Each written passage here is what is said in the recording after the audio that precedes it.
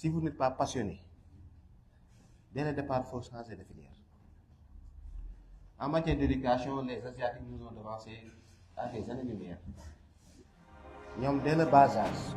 à 5 ans, 6 ans, ils essaient de détecter l'enfant même qui a la passion. Même avec les jouets, ils font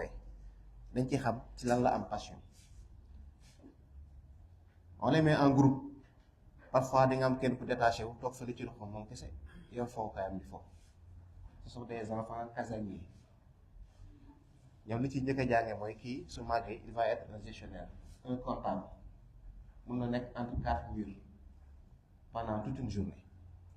Parce que d'habitude en entreprise bu ñu lay wax ne da ngay gérer le volet financier doo am affinité trop avec le reste de l'administration. C'est pour te protéger. Parfois sax sa bureau lañ koy perdre. bu xale tàmmee beru on dit que il va évoluer entre 4 murs. nga gis xale boo xam ne bu toogee soo ko tegee fii nit mu teg benn 20 minutes il va somnoler day nelaw. xam la xam bouger. su ñu génnee les jeux qu'on fait dans l'espace day épanouir. li ngeen miinoon en classe daan ngeen gis élèves yoo xam ne EPS 20 la ñu am mais maths français et tout moom moyenne wala sax duñ ñu am moyenne nga daan dégg ñu naan la milliard yi ñooy ay EPS fekk du loolu ñun Sénégal loolu la ñuy wax soo aayee EPS aayee français dañu am xale bi ñu naan te pourtant fi mu nekk nii je crois que les plus riches de ce monde là sont des sportifs au lieu ñu xalaat ni ki athlétisme aay na ci nañ ko ci xool ñu ko ci orienté déedéet papa moo la yaayam bu xale bi wàccee li ñu njëkk a xool mooy maths français SVT su amul moyen rek pour ñoom xale bi du tekki. te pourtant fi ñu toog les plus riches de ce monde là wax naa ko léegi ay sportif lañ xale bi passion sport la il n'est pas dit que ni amul passion ci SVT rek c'est un mauvais élève. Conseil d'orientation je parle sous le contrôle des professeurs dañuy xool les notes nga gis élève boo xam ni matière scientifique bi du ci génn mais matière littéraire yi da ciy excellent parce que en principe nit li mu am passion daf koy bëgg boo dee xool sax prof yooyu ñooy nekk ay xaritam. ñu ne kii nañ ko orienté série littéraire kii nañ ko orienté série scientifique mais ki nga xam ni dessin la ay nag fan lañ koy orienté expression artistique ci lañ koy orienté. Maintenant dans la vie de tous les jours nit looy def te amoo ci passion dès le départ jàppal ni 50% de réussite ñàkk nga ko. Deuxième chose qu'il faut dans la vie ba léegi maa ngi ci leadership ci laa jëm si. mooy la confiance en soi. bul jël benn filière parce que samay xarit moom lañ jël. bul jël benn filière parce que fu ma dem ñu ne ma fii baaxul bii moo ci desoon ma jël. filière bi ngay jël d'abord passion bi am nga ko mais amal confiance que fii su ma ko defee 4 ans 5 ans au bout du compte naa egsi ci tel objectif mais yow yaa koy gëm ba pare avant professeur bi di ñëw. li ñuy tax ma njëkkee foofu mooy le Sénégalais est entrepreneur de nature mais suñu problème mooy premier échec ci la ñuy bàyyee. Dites-vous bien une chose dans la vie il y a pas d'échec il y a seulement des gens qui abandonnent. L'échec n'est pas de tomber c'est de rester là où on est tombé. doo sumb benn projet supposons projet agricole sa première année. mu am benn évasion njéeréer rek nga ne man bàyyi naa bay c'est fini dootuma ci dugg il faut recommencer mu am une phrase boo xam ne nag il faut déjà ngeen génne ko seeni bopp mooy recommencer à zéro amul on recommence avec l'expérience parce que kii di recommencer ça veut dire que ni am na lu mu entamé woon ba pare liñ ci tiré expérience la. Nelson Mandela a dit je ne perds jamais soit je gagne soit j'apprends. Donc l'échec n'existe pas. Ce sont des leçons. Les obstacles n'existent pas. Ce sont des défis à relever. Premier obstacle nag ci domaine bi ngeen nekk le directeur de cabinet l'a souligné mooy Sénégal boo nee agriculture rek ñu jàpp ni pas la parce que ñun en fait le Sénégal agriculture xam nañ ko nii parce que da ngay dégg nit ku naa la man sama baay baykat la sama maam baykat la. mais duñu approprié wu fan la bay toll ci àdduna bi Serigne Cheikh disait que ni bu leen jël référence ci Sénégal bu ngeen jël référence jël référence ci pays yi développés aux Pays-Bas les agriculteurs dañuy connecté wu di consulter même la météo pour xam ndax tey dañuy arroser wala dañuy bàyyi mu taw à 15 heures ñoom egg nañ foofu ils arrosent seeni tool ak drone. On parle d'agriculture connectée de champs connectés mën na sax bàyyi toolam dem en ville heure arrosé jot mu connecté ak téléphone arrosé toolam kon nekkatuñu fi quoi kon li ngeen di njëkk a gëm mooy même l'ingénieur qui est dans son bureau bien climatisé foofooy bureau mais yow tool yi mooy sa bureau xam fan lañ leen di àtte à la fin de l'année buy def bilan exercice mu ngi def sa bilan. S'il a 100 000 francs dans son compte, toi tu as 10 millions dans ton compte, tu as plus réussi. Tout le monde ne veut pas travailler dans son bureau. Moi, j'ai posé la première question, moi, lan moo tax ngeen jël filière bi. Filière bi damay jàpp ne ku ko jël doon nga déjà génne sa xel que ni doo nekk bureau climatisé doo xëyee costume. Mais nag benn affaire am na de boo réussir ko tabax nga tabax ku demal 4-4 nga 4-4 ku dem màkk nga dem màkk. Maintenant, pour réussir ça, il faut être à jour ci politique publique yi ñu mënee ci domaine bi ngeen nekk. On parle de grand transfert de l'eau. Je me dis que d'ici 4 ans, 5 ans, tous les Sénégalais vont vouloir devenir agriculteurs. Donc, il faut anticiper d'ores et déjà. Moi, j'ai fait une expérience pour Snabaï ici à Sibassor, parce que j'ai des parents à Sibassor. Mais la première chose que je me suis dit, moi, Sénégal fait que papa est 12 mois sur 12. On ne déclare pas. L'économie, l'unité du monde rural, il fallait commencer. J'aime cette ville. Parce que de 1960 à nos jours, politique yi mëne yëpp dañ koy concentré ci centre-ville. Moo indi exode rural, moo indi immigration clandestine. Boo demee dans les grandes artères à Dakar, jeunes yi fa gis yëpp ñu yor benn plate wala gàddu ñaari yére di ambulant. Bu nawet bu ñu yëgee ne nawet a ngi waaj a ñëw dañuy ñëw ay baykat lañ bu bay bi doxoon duñ def loolu mais vous avez la chance di étudier loo xam ne d'ici 3 ans 4 ans parce que problème principal bi bay am au Sénégal mooy accès à l'eau parce que bu dee suuf am na fi ba mu doy main d'œuvre bi mi ngi nii ñu ngi koy former mais je me dis que ni université bi ci ministère de l'enseignement professionnel dépendre wala ci ministère de l'agriculture. Enseignement pourtant ci agriculture la waroon dépendre. Maintenant c'est à Mabouba jàpp ni yéen ñi lay former pour ëllëg parce que dégg naa ko naan bu ñu may indilee ndox fépp ma bay fépp mais day fekk nga am ay professionnels de l'agriculture foofu nga am na tool yaa de say métier war na dépasser dama ko doon ci sama baay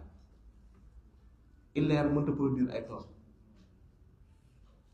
on va vers la mécanisation des champs connectés nit nag boo nekkee ci filière y a des informations qu'on parle d'information générale moo lay jox culture générale mais li nga xam ne mooy sa domaine yéen normalement bu ngeen xëyee li leen door a gën a intéressé mooy production agricole fan la toll Sonacos huilerie bi fan la toll engrais fan la toll lan moo génn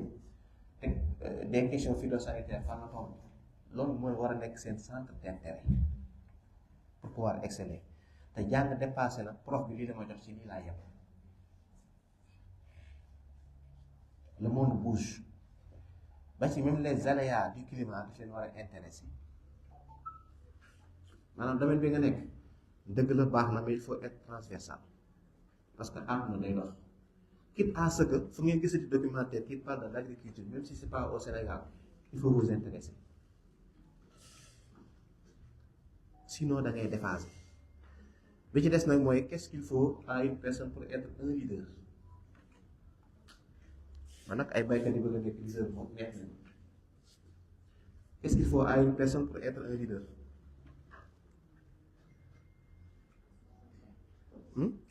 oui confiance en soi ak lan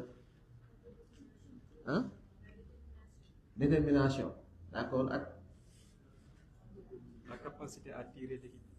Capacité à tirer l'équipe waaw tudd nga moo bu ma doon xaar de équipe l'engagement kan mooy engagé leader ah vision am na damay laaj lan ngeen may doy oui yow da ngaa xool chat GPT waaw non chat GPT définition boobu moo fa nekk oui la connaissance de merci boobu tamit baax na ak ban jeex na oui résilience c'est-à-dire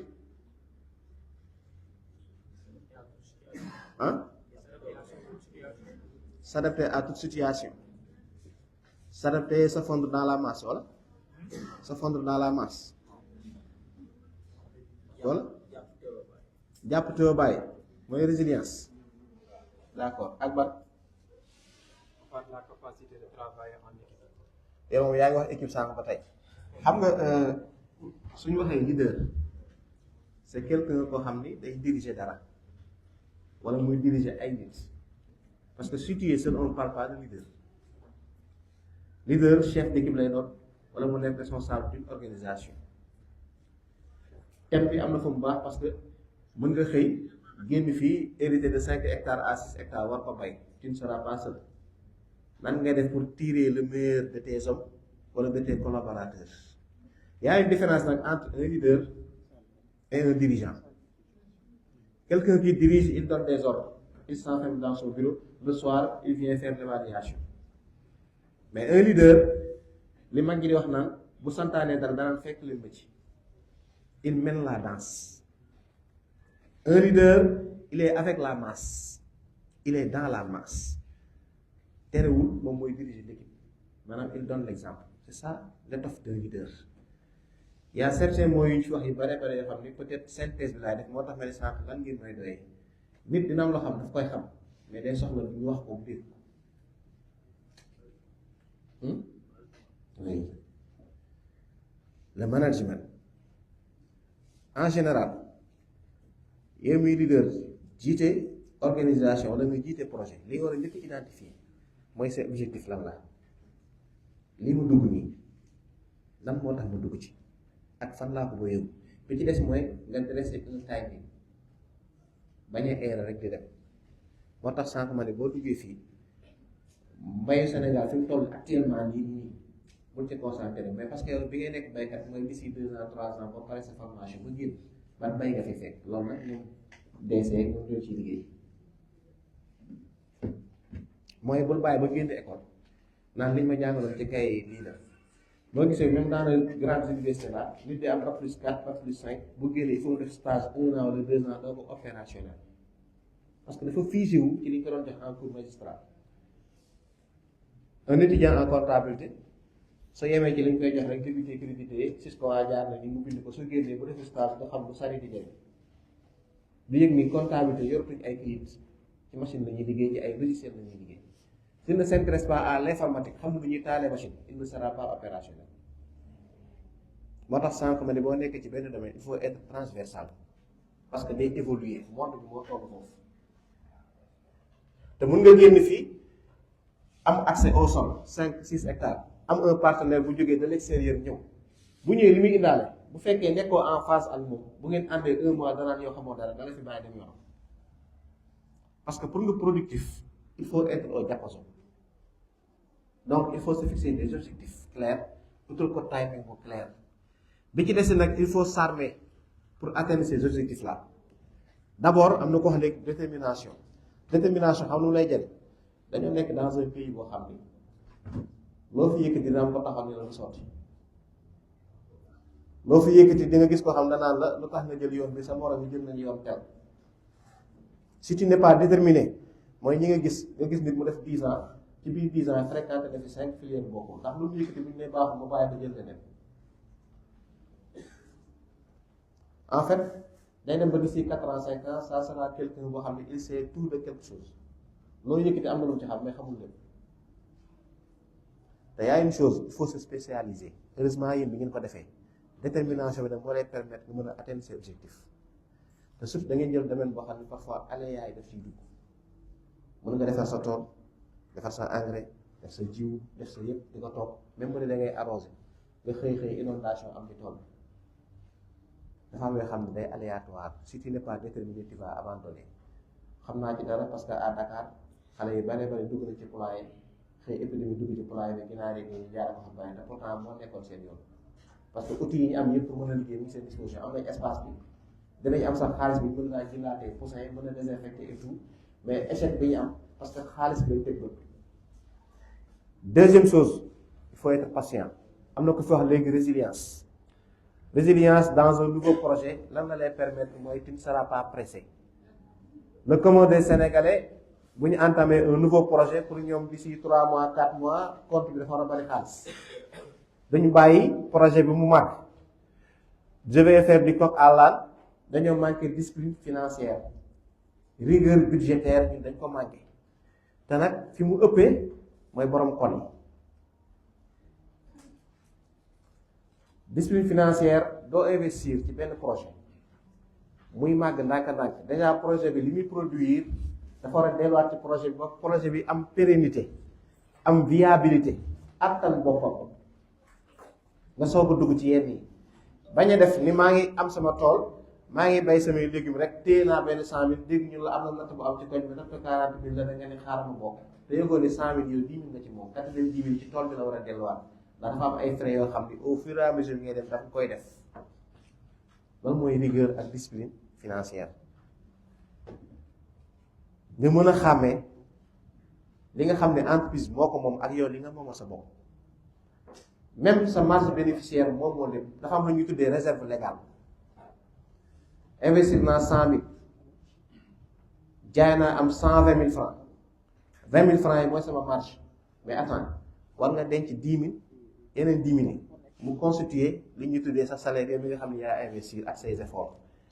kon ça veut dire que ni li ngay tuddee say dépenses ci 10 000 boobu la nekk mais nekkul ci 120 000 yi loolu tamit lu jar a bàyyi xel la un projet pour mu pérenne wala pour mu viable dafa laaj rigueur budgétaire comme li gars yi naan takk sa ceinture serrer la ceinture surtout boobu côté jeunes yi boobu moom góor ñi ko gën a moom yor nga tool muy dox rek nga ne xaaral ma jënd benn T-Max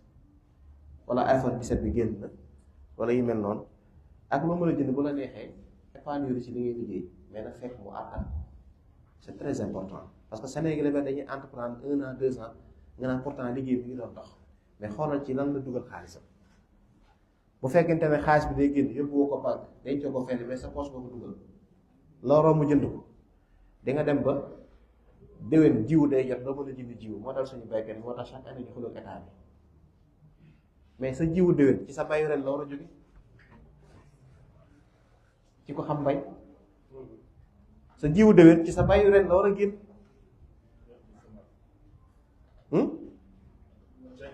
denc semence loolu moo lay permettre ça veut dire que il faut prévoir maa ngi bay ren mais déwén bëgg naa bay sama semence déwén kon mi ngi ma tiim nga denc sa benn 200 ou 300 kilos denc ni moom laay ji bayee déwén nga xam ne moom le ministre bu yeexee sax man dinaa démarrer ba tax Sénégal bu ñuy wax ne dëkku baykat la baykat yi di xuloo jiw dama naan mais ci lan lañ nekk avec ça à la fin de l'année bu état bi définir prix bi ñu mel ki la jox jiw jox la engrais kay seen la temps ngay jaay te dafa am un mot bu ñu jaay depuis des années et des années muy autosuffisance souveraineté alimentaire te bari na souveraineté fu ñu koy tudd ci réew mi foofu lay jëkk li ngay lekk bu dee port lay jaar non bari na politique yoo xam ne dañ ko mën a à l'international tu es obligé de t'y plier ndax li ngay lekk fa lay jóge te ñu la ciy poussé naan la def ko bis bu ceeb manqué ñooy wàcc ci tali bi donc vous avez un rôle à jouer mooy que nii nan laay def ba Sénégal ceeb bi doy soble doy pomme de terre doy yeneen doy mais nag ça va au-delà de ça parce que damay dégg le président Ousmane Sonko muy wax ni bala ngaa mën sa bopp da ngay moom sa bopp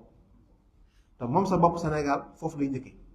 suñu paree ci loolu nag doog a dem ci souveraineté énergétique yeneen ak yeneen doog a ñëw infrastructure topp ci chaîne de valeur yi ñu koy créer ainsi de suite moo tax ma ne bu ñu bëggee Sénégal décoller je ne parle pas de développement pour le moment mais décoller économiquement il faut ñu am une politique agricole forte mais pas une campagne agricole te une politique agricole ça repose d'abord sur les ressources humaines des yéen la beneen bi des ngeen bàyyi ko xel yéen amu leen droit vacances xamal tax vacances ngeen stage nawet bi ñu passé kan ci yéen moo bay ya bay nga ak kan léegi bu ñu doon def pourcentage ci classe bi ñaar est-ce que dinañ am 10%. waa léegi les élèves agriculteurs bu ñu dem ci tool yi kan mooy dem ci tool yi te bu leen xeeb apprendre dans le tas un étudiant en comptabilité day déposer demande de stage mais yéen jaru ko fi baykat boo dem ci toolam ni ko surga laa day jëm te déjà zone bi ñu nekk nii foofu jàpp di nga bay wala déet mais bu fekkee dañ naan campus tëj na rek nga ni xaaral maa nga ville tëj kay dem 3 mois ñëwaat faut pas apprendre pour apprendre l'apprentissage est perpétuel du jeex te mise à part la théorie bi ñu leen jox à l'université dafa am leneen da koy accompagner mooy la pratique te pratique sur le terrain lañ koy def donc il faut aller vers les champs mooy seen futur bureau miinal leen ko seen bopp ba pare te da ngeen bëgg a nekk ay leader mais leader bi ngeen bëgg a nekk domaine bi ngeen dugg da ngeen ko war a maîtriser de bout en bout boo nekkee ci tool en tant que surga commencé le baax ñëw xam engrais ni ñu koy defee concrètement pas sur le papier xam engrais xam ruuj xam jiw bu baax boo ko tiimee ni muy mel ba pare yëpp nga di ko def mais bis boo génnee d'ici 4 ans 5 ans leen da ngay xaar ñu la tool ni nga démarré donc faut le faire vacances yi ñëw moom génne leen seen xel parce que bu xiinee sax yéen seen da ngeen war a kontaan parce que seen naataange ci la nekk donc da ngeen jël filière boo xam ni mooy le poumon économique de ce pays là te y a un mot boo xam ne Ousmane Sonko moomu ko mais moom lañ koy moomale muy le mot patriote c'est pas un patriote avec un grand P je ne parle pas du militant de Pastef je ne parle pas du pro-Sonko je ne parle pas de quelqu'un qui a le bracelet le fameux bracelet autour du poignet ou bien quelqu'un qui a sa casquette jub jubanti mais patriote avec un grand P am na ko fi wax léegi ni dafa dugg ci chaîne bi pour le développement du pays national sacrifice don de soi mais kii prôné yëpp di ko wax ba mu yem ci discours wala slogan ça va au-delà de ça bu dee discours wala slogan dans ce pays là nous sommes number one tout ce qui est séminaire colloque forum panel c'est sûr que ni fii li ma fi wax yëpp y a des professeurs yoo xam dégg nañ ko y a des 10 ans 20 ans ñu koy dégg mais y a une chose qui nous manque parfois mooy mettre en œuvre li ñuy décider ci séminaire yi ak colloque yi heureusement génération bii di ñëw da ngay yëg ni peut-être mi ngi évoluer lenn kese moo ci des am na benn baatu olof boo xam ne génn leen ko seen xel mooy njariñ loo fekkee dans les pays développés les générations qui se sont sacrifiées fekkee wuñu développement ba demee en Chine Japon dañ leen nekk la révolution chinoise ñi ci dee wala ñi ci ñàkk lu baree bari fekkee wuñ bi affaire bi di ñëw ñun au Sénégal on nous dit njariñ loo fekk moo tax Sénégalais mënut a bay tàndarma ndax tàndarma en général ki koy jëmbat buy meññ day fekk moom mu génn àdduna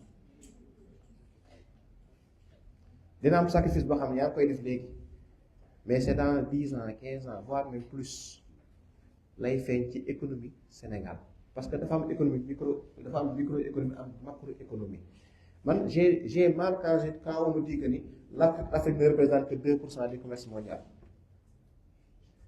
J'avais un professeur qui disait que l'Afrique pourrait être rayée de la carte du commerce mondial sans pour autant que cela n'affecte l'économie mondiale.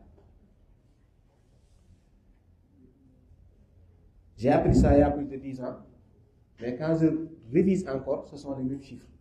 On est à 1,8%. lépp dañ koy jéggaane bi ci des mooy te pare li doxal monde bi Afrique la jóge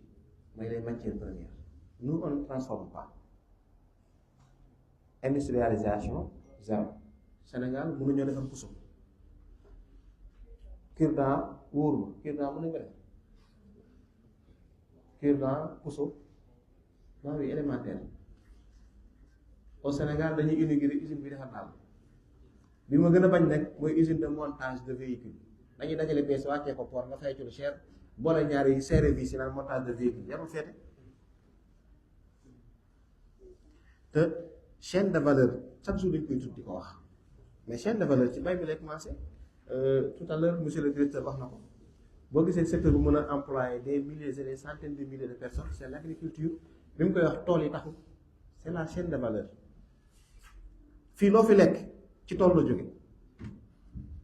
à moins que mu doon ay OGM ak yu xamul yooyu mais loo fi lekk ci tool la jóge ngeen resto xam nga fi sant Njaay yow loo añee no añ nga mooy añ sànq tey yaa ngi yëkkati loxo añ nga resto tey luñ togg menu bi lan la ceebu yàpp ceeb bi fu muy jóge ci suuf yàpp fu muy jóge élevage li ngay lekk yëpp ci agriculture élevage la jóge ça veut dire que ni filière bi ngeen jël mooy soubassement monde bi parce que ku lekkul moom doo wér ku wérul doo fa yàgg yéen nii sax boo bëggee productif sa entreprise foog nga lekk pause déjeuner moom boo ko génnee ci plat mi njaay di koy démissionné kon dafa nekk filière boo xam mooy soubassement monde bi li ci des nag mooy boo nekkee leader boo définir ses objectifs xam sa domaine bi ngay nekk maîtriser ko nekk un meneur d'hommes comme on dit nan ngay def nag ba entreprendre c'est quoi un entrepreneur voilà daa mel ni gars yi heure sieste bi jot na xam nga seen Ndiaye wala madame Ndiaye c'est quoi entreprendre wala ñu tëj ma jox la le prochain panéliste c'est quoi entreprendre jéemal sa bopp waaw entreprendre jéemal sa bopp la moom mais boo duggee ci société am na poste yu ñu lay jox yaay jéemal sa bopp d'ores et déjà étudiant bi may déglu entreprendre mooy soo paree sa filière doo def